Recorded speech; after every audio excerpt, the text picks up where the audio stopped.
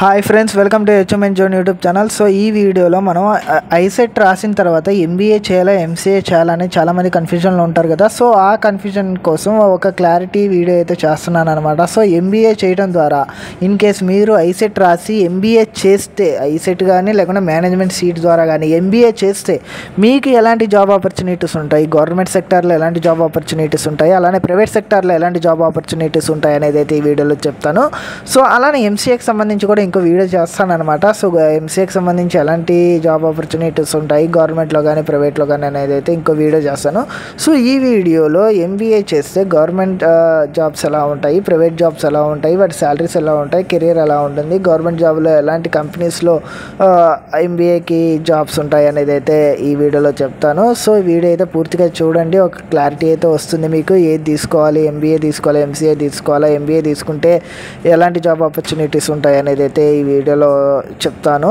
So అందుకంటే ముందు హెచ్ఎంఎన్ zone YouTube channel ఎవరైనా సబ్స్క్రైబ్ చేసుకోకపోతే సబ్స్క్రైబ్ అయితే చేసుకోండి. ఈ వీడియోని అయితే స్కిప్ చేయకుండా అయితే చూసేయండి. సో అసలు ఎంబీఏ అంటే ఏంటి? ఎంబీఏ అంటే master of business administration. So అంటే ఒక బిజినెస్కి సంబంధించి ఎలా హ్యాండిల్ చేయాలి, బిజినెస్లో క్వాలిటీ కానీ లేదంటే మ్యాన్ పవర్ కానీ లేదంటే ఫైనాన్స్, అకౌంట్స్, మార్కెటింగ్, సేల్స్ ఇలాంటివన్నీ ఎలా హ్యాండిల్ చేయాలని నేర్పించేదే ఎంబీఏ కోర్స్ అనమాట. సో ఎంబీఏలో జాబ్ మార్కెట్ ఎలా ఉంటుంది, గవర్నమెంట్లో ఎలా ఉంటుంది, ప్రైవేట్లో ఎలా ఉంటుంది అయితే చెప్తాను. సో అసలు ఎంబీఏలో ఎలాంటి స్పెషలైజేషన్స్ ఉంటాయి? అసలు ఎంబీఏలో ముఖ్యంగా HR, finance, marketing, sales, entrepreneurship, అలానే ఎంబీఏ ఐటీ అని, ఎంబీఏ అగ్రికల్చర్ అని ఇంకా చాలా ఉన్నాయన్నమాట. సో ముఖ్యంగా వచ్చేసరికి హెచ్ఆర్, ఫైనాన్స్, మార్కెటింగ్, సేల్స్ అనమాట. సో వీటి గురించి మనమైతే మాట్లాడుకుందాం. ఎందుకంటే చాలామంది తీసుకునేది ఫైనాన్స్ కానీ, మార్కెటింగ్ కానీ, హెచ్ఆర్ కానీ లేదంటే సేల్స్ కానీ తీసుకుంటారు అనమాట. సో దీని గురించి అయితే ఎక్కువ మాట్లాడుకుందాము. So first government sector jobs గురించి అయితే మనం మాట్లాడుకుందాం. సో గవర్నమెంట్లో ఎంబీఏకి ఎలాంటి జాబ్స్ ఉంటాయనేది అయితే చూద్దాం. సో ఫస్ట్ వన్ వచ్చేసరికి బ్యాంకింగ్. సో ప్రతి బ్యాంకులో ఎంబీఏ ఫైనాన్స్ వాడు కానీ, మార్కెటింగ్ వాడు కానీ, సేల్స్ కానీ, హెచ్ఆర్ కానీ ఖచ్చితంగా కావాలి బ్యాంకింగ్లో. సో బ్యాంకింగ్లో ఐబీపీఎస్కి సంబంధించి పీఓ ఎగ్జామ్ అయితే పెడతారు కదా. సో పీఓలో ఖచ్చితంగా దీనికైతే మినిమం గ్రాడ్యుయేషన్ చాలు. ఐబీపీఎస్ కండక్ట్ చేసే పీఓ ఎగ్జామ్స్కి, ప్రొబేషనరీ ఆఫీసర్ ఎగ్జామ్కి మినిమం గ్రాడ్యుయేషన్ అయితే చాలు అనమాట. సో గ్రాడ్యుయేషన్ తర్వాత ఇంటర్వ్యూలో మీకు ఇన్ కేస్ మీకు ఎంబీఏ ఫైనాన్స్ కానీ, ఎంబీఏ మార్కెటింగ్ కానీ, ఎంబీఏ సేల్స్ కానీ, ఎంబీఏ హెచ్ఆర్ కానీ ఇలాంటి స్పెషలైజేషన్స్ ఏదైనా ఉందంటే మా ఇంటర్వ్యూలో మీకు ప్లస్ అయ్యే ఛాన్సెస్ ఉన్నాయి. అలానే ఎస్బీఐలో కూడా అలానే నాబార్డ్లో కూడా. సో ఇవి కాక బ్యాంకింగ్ సెక్టార్లోనే స్పెషలిస్ట్ ఆఫీసర్ అని ఒక సపరేట్గా స్పెషలిస్ట్ ఆఫీసర్ని రిక్రూట్మెంట్ చేసుకుంటారనమాట. అంటే స్పెషలిస్ట్ ఆఫీసర్లు ఎవరు వస్తారు? హెచ్ఆర్లు వస్తారు, క్రెడిట్ ఆఫీసర్ అంటే ఫైనాన్స్ చదివిన వాళ్ళు వస్తారు, మార్కెటింగ్ వాళ్ళు వస్తారు, సేల్స్ వాళ్ళు వస్తారు, ఇలాంటి వాళ్ళు వస్తారనమాట. సో ఇది almost direct recruitment assistant manager స్థాయికి డైరెక్ట్గా రిక్రూట్మెంట్ చేసుకుంటుంది అనమాట. ఐబీపీఎస్ కానీ లేదంటే Canara bank, union bank, SBI లేదంటే ఇండియన్ ఓవర్సీస్ బ్యాంకు ఇలాంటివన్నీ కూడా స్పెషలిస్ట్ ఆఫీసర్ పోస్టులను అయితే భర్తీ చేసుకుంటుంది అనమాట బ్యాంకింగ్లో. సో అలానే పిఎస్యూస్ అంటే పబ్లిక్ సెక్టర్ అండర్టేకింగ్స్ అంటే ఎన్టీపీసీలు, బీహెచ్ఈఎల్, ఓఎన్జీసీఎల్, గెయిల్, అలానే డిఆర్డిఓ, ఇస్రో ఇలాంటి వాటిల్లో మేనేజ్మెంట్ అంటే ఫైనాన్స్, అకౌంట్స్కి సంబంధించిన వాళ్ళు కానీ లేకుంటే హెచ్ఆర్లు కానీ, ఖచ్చితంగా హెచ్ఆర్లు కావాలి ఇలాంటి కంపెనీల్లో. హెచ్ఆర్కి సంబంధించిన వాళ్ళు కానీ లేదా ఎన్టీపీసీబిఎల్, ఓఎన్జీసీలో అయితే మార్కెటింగ్ వాళ్ళు, సేల్స్ వాళ్ళు, మార్కెటింగ్ వాళ్ళు కానీ ఇలాంటి వాళ్ళు అయితే కావాల్సి వస్తుంది అనమాట. పిఎస్సీలు పబ్లిక్ సెక్టర్ అండర్టేకింగ్ ఒక కంపెనీలో కావాల్సిన మేనేజ్మెంట్ స్థాయి ఉద్యోగులు ఖచ్చితంగా ఎంబీఏ వాళ్ళని అయితే తీసుకుంటారు. అలానే సివిల్ సర్వీస్ యూపీఎస్సీ కానీ, స్టేట్ పబ్లిక్ సర్వీస్ కానీ ఖచ్చితంగా తీసుకోవచ్చు అనమాట. సో వీటికైతే మినిమం డిగ్రీ ఉంటే సరిపోతుంది. కానీ కొన్ని స్పెషలైజ్డ్ పోస్టులు అంటే లైక్ అకౌంట్స్కి సంబంధించిన పోస్టులు ఉన్నాయనుకోండి, ఎంబీఏ ఫైనాన్స్, ఎంబీఏ అకౌంట్స్ వాళ్ళు, ఫైనాన్స్ అండ్ అకౌంట్స్ వాళ్ళు ఎలిజిబిలిటీ అవుతారు. అలానే ఇంకా హెచ్ఆర్కి సంబంధించి పబ్లిక్ రిలేటెడ్ ఆఫీసర్స్ అని ఉంటారనమాట. సో పిఎస్యూలో కూడా పబ్లిక్ సంబంధించిన వాళ్ళు ఉంటారు అన్నమాట. వాళ్ళు హెచ్ఆర్ డిపార్ట్మెంట్లో ఉంటారు. సో హెచ్ఆర్ చదివితే కొన్ని కంపెనీస్ యాక్సెప్ట్ చేస్తే, కొన్ని కంపెనీస్ యాక్సెప్ట్ చేయం అనమాట ఈ పోస్ట్ కోసం. అలాంటి పోస్టులకైతే ఎలిజిబిలిటీ ఉంటుంది.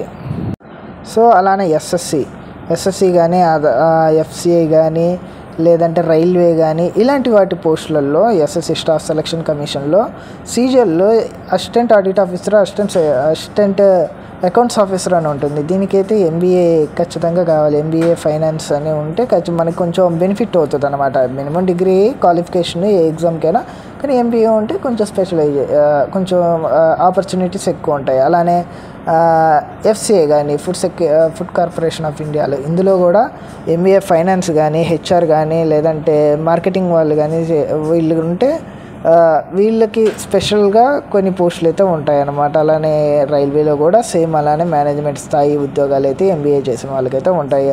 అలానే research and academic UGC net అంటే యూజీసీ ఏదైతే కండక్ట్ చేస్తుందో అసిస్టెంట్ ప్రొఫెసర్కి, అలానే పిహెచ్డి ఎంట్రన్స్ చేయడానికి, అలానే సో యూజీసీ నెట్ అంటే జాతీయ స్థాయిలో కండక్ట్ చేసే నెట్ అనమాట. సో ఈ సబ్జెక్ట్ రాయటం వల్ల మీరు ఆ సబ్జెక్ట్లో మేనేజ్మెంట్ సబ్జెక్ట్లో మీకు స్పెషలైజేషన్స్ ఉంటాయి కదా. సో ఎంబీఏ చేసిన వాళ్ళు మేనేజ్మెంట్ సబ్జెక్ట్స్ అన్నీ కోడ్ 17 అని ఉంటుంది సబ్జెక్ట్ కోడ్, అదైతే ఖచ్చితంగా రాయాల్సిందే. సో హెచ్ఆర్ వాళ్ళకైతే ఇంకో ఆపర్చునిటీ కూడా ఉంటుందన్నమాట. సో వాళ్ళ స్పెషలైజేషన్ సబ్జెక్ట్స్ ఉంటాయి, అవి రాయొచ్చు అనమాట. సో యూజీసీ నెట్ రాయటం వల్ల మీరైతే ప్రభుత్వ కళాశాలలో డిగ్రీ కాలేజీల్లో కానీ లేకుంటే యూనివర్సిటీల్లో కానీ, సెంట్రల్ యూనివర్సిటీల్లో కానీ, ఐఐటీలు కానీ, ఐఐఎంలు కానీ ఇలాంటి వాటి టీచర్గా, అసిస్టెంట్ ప్రొఫెసర్గా మీరైతే టీచ్ చేయడానికి అయితే అవకాశం ఉంటుంది. లేదంటే గవర్నమెంట్ కాలేజీలో పెద్ద పెద్ద యూనివర్సిటీల్లో కాలేజీలలో పిహెచ్డి చేయడానికి అయితే అవకాశం అయితే ఉంటుంది. అలానే జేఆర్ఎఫ్ జూనియర్ రీసెర్చ్ ఫెలోకి సంబంధించి నెలకి 30,000 జీతంతో అయితే మీరైతే రీసెర్చ్ అయితే చేయొచ్చు అనమాట యూజీసీ నెట్ క్వాలిఫై అవ్వడం వల్ల. అలానే ఈ గవర్నమెంట్ జాబు రావడం వల్ల మీకైతే తెలుసు, గవర్నమెంట్ జాబ్ సెక్యూరిటీ ఉంటుంది, పెన్షన్ ఉంటుంది, వర్క్ లైఫ్ బ్యాలెన్స్ ఉంటుంది, అలానే హై శాలరీ ఉంటుంది, ఇంకా చాలా ఆపర్చునిటీస్ అయితే గవర్నమెంట్ జాబ్ చేయడం వల్ల అయితే ఉంటాయి. ఇవన్నీ మీకు తెలుసు అనమాట. సో ఇప్పుడు ప్రైవేట్ జాబ్కి వెళ్దాం. ఎంబీఏ చేయడం వల్ల ఎలాంటి ప్రైవేట్ జాబ్స్ వస్తాయనేది అయితే చూద్దాము. బయట మార్కెట్ ఎలా ఉంది, ప్రైవేట్ జాబ్స్ ఎలా ఉంటాయి, ఏ సెక్టార్లో ఉంటాయి అనేది అయితే చూద్దాం. సో ఎంబీఏ ఫైనాన్స్ చేస్తే, ఇన్ కేస్ ఎంబీఏలో ఫైనాన్స్ చేస్తే మీకు ప్రైవేట్లో ఎనలిస్ట్ కానీ, ఇన్వెస్ట్మెంట్ బ్యాంకర్ కానీ, లేకుంటే ఫైనాన్స్ మార్కెటింగ్ కానీ, లేదంటే క్రెడిట్ ఆఫీసర్ బ్యాంకింగ్లో కానీ, లేదంటే లోన్ ఆఫీసర్ కానీ ఇలాంటి జాబ్స్ అయితే వస్తాయన్నమాట. లేదంటే ఫైనాన్స్ చేయడం వల్ల ఫైనాన్స్ ఆఫీసర్ కానీ, లేదంటే ఫైనాన్స్కి సంబంధించిన రిలేటెడ్ జాబ్స్ అయితే ప్రైవేట్ సెక్టర్లో ఉంటాయి. బ్యాంకింగ్లో వచ్చేసరికి మీకు గవర్నమెంట్ బ్యాంకింగ్లో ఎలాంటి పోస్టులు అయితే ఉన్నాయో ప్రైవేట్ బ్యాంకుల్లో కూడా అలాంటి పోస్టులే ఉంటాయన్నమాట. సో దానికి ఎంబీఏ అయితే చాలా యూస్ఫుల్ అవుతుంది. ఐటీ కంపెనీస్లో ఎంబీఏ ఫైనాన్స్ చేయడం వల్ల శాప్ ఫికో లాంటివి చేయొచ్చు, లేదంటే ఇంకేదన్నా శాప్కి సంబంధించి కానీ ఇలాంటి ఇంకేదైనా ఫైనాన్స్ అనాలిసిస్కి సంబంధించి, ఫైనాన్స్ అనలిస్ట్కి సంబంధించి కానీ వాటికైతే చేయొచ్చు అనమాట. మార్కెటింగ్కి సంబంధించి ప్రతి కంపెనీకి మార్కెటింగ్ అనేది చాలా ఇంపార్టెంట్. ప్రోడక్ట్ బేస్డ్ కంపెనీస్కి అయితే ఇంకా మార్కెటింగ్ అనేది చాలా చాలా ఇంపార్టెంట్ అనమాట. సో అలాంటి వాటికి మార్కెటింగ్ అయితే చాలా యూస్ఫుల్ అవుతుంది అనమాట. డిజిటల్ మార్కెటింగ్ కానీ, లేకుంటే బ్రాండ్ మేనేజరు, లేదంటే సేల్స్, లేదంటే బ్రాంచ్ మేనేజరు, కొన్ని బ్యాంక్స్కి, లేదంటే నాన్ బ్యాంకింగ్ ఫైనాన్షియల్ కంపెనీస్ ఉంటాయి, వాటిల్లో మార్కెటింగ్కి సంబంధించి వాళ్ళు ఉంటారు. అలానే షోరూమ్స్ కానీ, పెద్ద పెద్ద ఆటోమొబైల్ కంపెనీస్కి కానీ, లేదంటే ఫెర్టిలైజర్స్, పెస్టిసైడ్స్, ఇంకా చాలా ప్రతి ప్రోడక్ట్ బేస్డ్ కంపెనీకి మార్కెటింగ్ అనేది అయితే చాలా ఇంపార్టెంట్ అన్నమాట. ఖచ్చితంగా మార్కెటింగ్ టీం అయితే ఉంటుంది.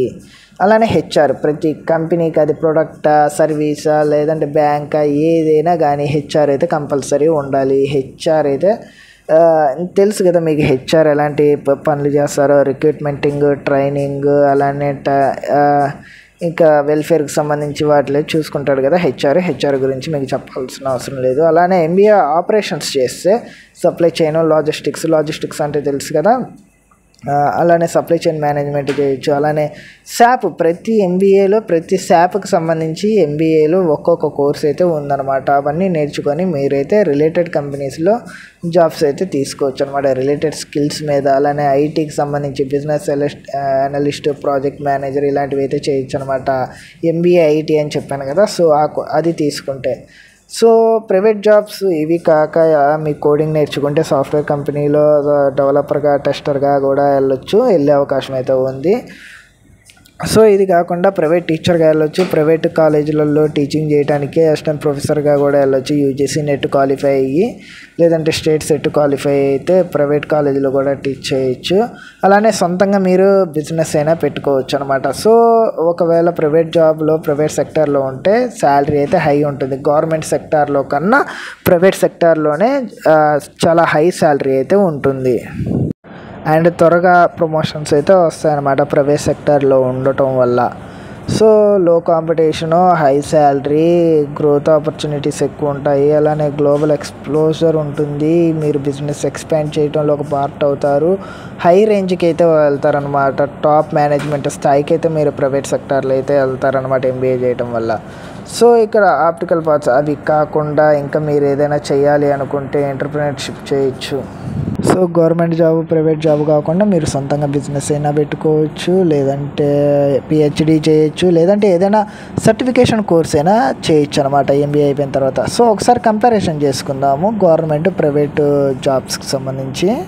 సో జాబ్ సెక్యూరిటీ చూసుకుంటే గవర్నమెంట్ జాబ్స్లో హై ఉంది, ప్రైవేట్ జాబ్స్లో మీడియంగా ఉంది. సో శాలరీ గ్రోత్ చూసుకుంటే గవర్నమెంట్ దాంట్లో శాలరీ అనేది మోడరేట్గా ఉంటుంది, కానీ ప్రైవేట్ దాంట్లో హైగా ఉంటుంది. వర్క్ ప్రెషర్ గవర్నమెంట్లో లో అండ్ మీడియం ఉంటుంది, కానీ ప్రైవేట్లో హై ఉంటుంది, కానీ హై శాలరీ ఉంటుంది. బెనిఫిట్స్ గవర్నమెంట్లో కొంచెం ఎక్కువ ఉంటాయి బెనిఫిట్స్, ఈపీఎఫ్, ఎన్పిఎస్ ఇలాంటివి. ప్రైవేట్లో కూడా ఉంటాయి, కానీ కొంచెం మోడరేట్గా, కొంచెం తక్కువగా ఉంటాయి అన్నమాట. సో మీరు ఎలాంటి వాటికి వెళ్ళాలి అనుకుంటున్నారో, గవర్నమెంటా ప్రైవేటా అనేది అయితే టోటల్గా మీరైతే డిసైడ్ అవ్వాలన్నమాట. సో జాబ్ సెక్యూరిటీ కావాలా, శాలరీ కావాలా, వర్క్ ప్రెషర్ కావాలా అనేది అయితే మీకు మీ మీద డిపెండ్ అయి ఉంటుంది, మీకు ఎలాంటిది కావాలనేది. సో మీరు మీ కెరీర్ ఎలా ప్లాన్ చేసుకోవాలనేది మీ ఇష్టం అనమాట. ఒక క్లారిటీ అయితే ఉంచుకోండి. సర్టిఫికేట్ వచ్చింది కదా అని చంకలు గుద్దుకోవడం కాదు.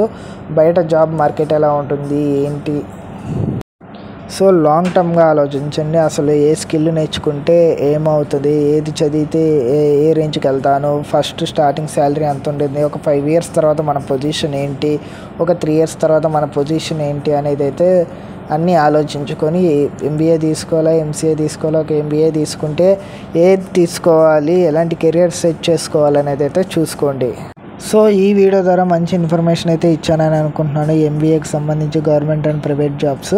సో ఈ వీడియో మీకు నచ్చితే అచీవ్మెంట్ జోన్ యూట్యూబ్ ఛానల్ని అయితే సబ్స్క్రైబ్ చేసుకోండి.